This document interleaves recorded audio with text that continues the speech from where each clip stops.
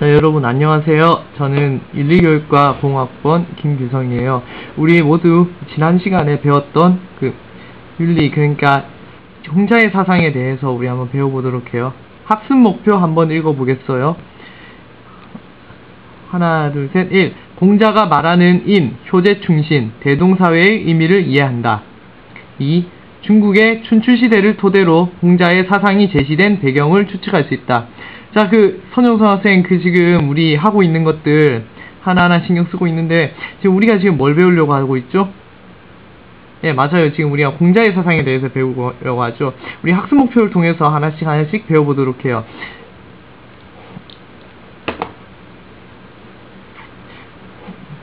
공자의 삶은 공자가 살았던 시대는 춘추시대였어요. 춘추시대는 기원전 770년부터 403년까지의 기간을 이야기하죠.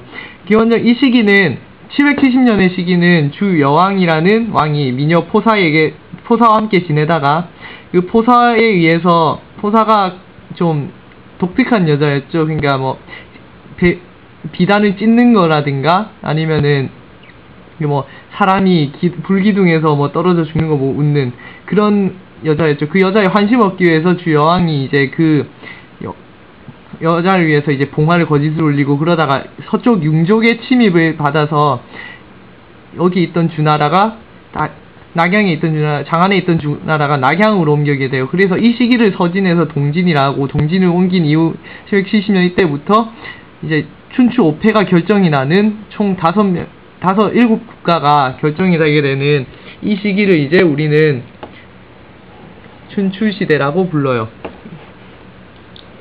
공자는 이 시기 사람이었죠. 공자가 말하는 시대에 보면 주나라의 봉건제도가 혼란스러웠고 제국들 간의 생존을 거는 전쟁이 빈번했어요. 진나라와 초나라 중심의 전국이 양쯔강 이남, 그러니까 지금 양자강이죠. 앞에서 이렇게 보았을 때, 여기 이 밑에 이렇게 흐르고 있는 강, 이 강을 양자강이라고 부르고 요 위에는 항하라고 하죠.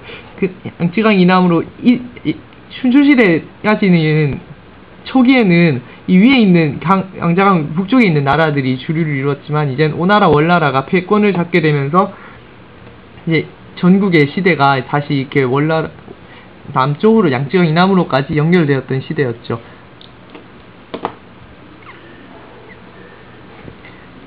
다시 앞에 내용을 보면, 그리고 진나라, 초나라 중심의 전국이 양쯔강이라고 했죠. 그리고 제자백가의 시대였어요. 전쟁이 나면 오히려 더 급박하고 더 절박했던 시기에 사람들은 각자의 제자백가의 시대를 더 따랐었죠. 이 시기에 도가, 묵가, 명가, 음양가, 유가, 병가 등이 이렇게 유행을 했어요. 그리고 공자는 아침에 도를 들으면 저녁에 죽어도 좋다는 말로 도덕성 회복을 자신 시대적 사명으로 삼았었어요. 당대사회 혼란의 원인을 인간의 도덕적 타락에 있다고 보았던 거죠.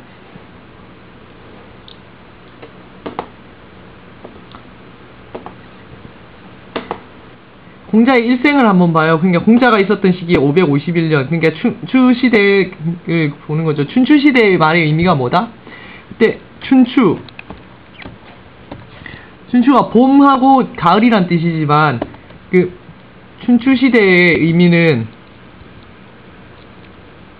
공자가 썼던 춘추라는 역사책의 내용이에요. 춘추라는 역사책에서 다루고자 하는 그런 거기서 다루었던 시기가 춘추시대라고 이렇게 언급을 하는 거죠. 거기서 따왔다는 거예요. 전국이라는 시대는 전국책이라는 제목에서 이렇게 따왔는데, 공자는 3살 때 승량을 잃은 아버지가 공자를 낳았을 때 70이었다 하죠. 어머니가 16이었는데 그때 무녀라고 기록이 돼 있어요. 그때 첫 아들은 아니고 두 번째 아들이었는데 3살 때 아버지를 여의고 18에 어머니를 여의고 이제 고아가 되어서 살았죠. 근데 이제 기원전 531년, 그러니까 20살 때죠. 20살 때 위리, 그러니까 창고 일을 맡는 관리였는데 되어서 창고 일을 관장했고, 500년 중도의 재상이 되었다. 그리고 498년에 소사공이 되었다 했는데, 사만 세력 이때 당시에 이제 세 성씨가 있었는데, 이게 지금으로 치면 세도 정치기하고 비슷해요. 이때 당시에 권력은 왕에서 귀족 중심으로 옮겨와갖고 귀족에서 이제 민으로 옮겨가는 그런 시기였는데, 귀족의 중심에서 이제 사만 세력이 생겼던 거죠. 그 사만을 이제 삼도성이라고 해서 타도를 시작했으나 그때 실패하고 이제 그 충격으로 이제 그 노나 사고가 되어 노예 정사를 맡고 제나라의 관계로 노나라에 떠나게 된 거죠. 14년간 전국을 떠돌아다니면서 사람들에게 유세되어 그때 뭐 제나라 왕도 있었고 다른 초나라라든가 그런 사람들이 자신의 사상을 펼쳤지만 어쩔 수 없이 그 받아들여지지 않으니까 14년 동안 해서 안 되니까 자기 고향으로 와서 곡부, 그러니까 노나라의 수도죠. 노나라의 수도에서 안장되었어요. 이렇게 해서 74살의 삶을 세상의 삶을 살아오면서 그의 제자는 약 3,000명 정도가 되었다고 하죠. 자, 그럼 홍자의 사상에 들어가 볼게요. 홍자의 인이란 하나 읽어볼게요. 인간의 본질을 이루고 있는 사랑의 정신이다. 사회적 존재로 완성된 인격체의 인간다움이다. 그러므로 올바른 사회를 이룩하기 위하여 인간이 본래 타고난 내면적 도덕성인 이를 회복할 것을 강조했었어요.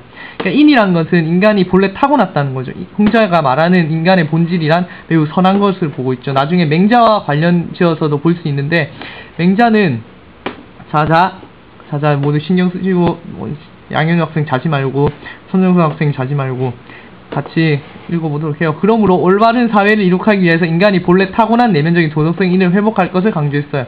그러니까 인간은 순선했다는 거고 본성을 잃어버리면 안 된다는 거였죠. 아리스토텔레스가 인간의 이성과 유교를 같이 가지고 있었다 했고, 맹자가 그것을 가지고, 맹자도 마찬가지로 보았는데, 인간과 고자와의 논의에서 인간과 성격이 다르다고 했잖아요. 인간과 동물의 본성이 다르다. 마찬가지예요. 그게 사상이 홍자에게서 이어온 거죠. 효제 충신이란 4가지 덕을 이제 인을 실천하기 위한 요소를 보았는데, 효는 부모에 대한 자식의 관계에서 중요한, 그러니까 각자 관계에 대해서 이제 지켜야 될 덕목인 거예요. 효는 읽어볼게요. 부모에 대한 자식의 관계. 자식이 이제 부모와 관계에 있을 때 효가라는 덕목이 있고, 제는 형제 간의 우애. 그리고 충은 이제 군신. 그게 군신을 이야기하는데, 그게 군주를 섬기기 위해서는 자신의 내면적인 성실함을 가지고 있어야 그 군주에게 최선을 다할 수 있다고 보았던 거죠. 그래서 내면적 성실을 얘기했고, 신은 이웃 간의 믿음을 강조했어요. 그러니까 유교에서 기본적으로 하는 자신이 아닌 남과의 관계도 중요시했다는 거죠. 그러니까 이게 도가라든가 다른 사상들이랑 다른 거예요. 이를 실천하기 위한 방법으로 우선 나부터 자세를 갖추어야 된다고 보아서 설을 실천해야 한다고 했죠. 내 마음을 같이 한다. 그러니까 자신의 마음에 순선했던 그러한 인의 본성을 이제 같이 한다 해서 내 마음을 남과 같게 하여서 남이 그것을 따르게 한다. 그렇게 하여 인을 실천한다라고 보았던 거죠.